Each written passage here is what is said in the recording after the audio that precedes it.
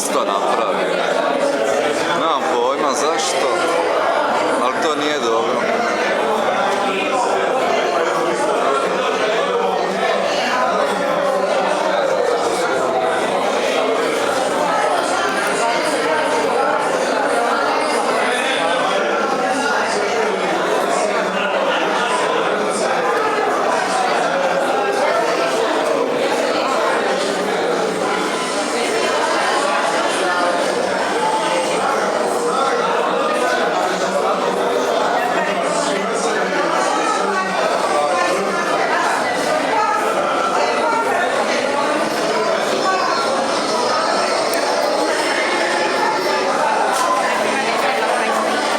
Stiću te slika kad vidiš da ne valja. Pa to ne radi snimanje.